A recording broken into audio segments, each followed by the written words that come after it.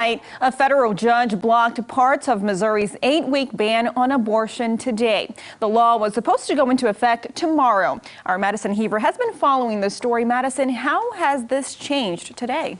Yeah, Jen, part of the law was stalled earlier this morning by a federal judge, meaning those restrictions will not go into effect until tomorrow, or after tomorrow. The new Missouri abortion law that was supposed to go into effect tomorrow will now have to wait until a court case is decided. The law bans abortions at or after 8 weeks of pregnancy.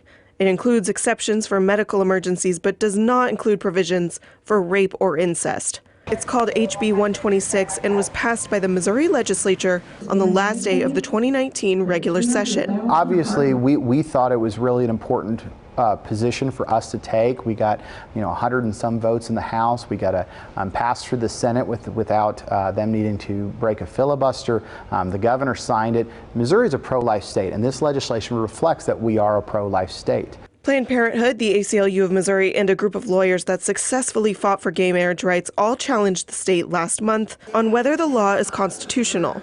Now, I am also abundantly aware that there are people on the other side of the aisle that strongly disagree with this legislation. That is what our legislative process is for. It's try to find that position that we believe is best for the state and citizens of Missouri.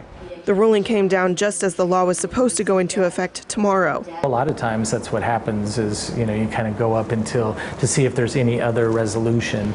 In the judge's ruling, he said Planned Parenthood and the ACLU will likely succeed in the lawsuit. But it's important to note the ruling does not mean the law won't go into effect entirely. It has stayed the law, that it cannot go into effect.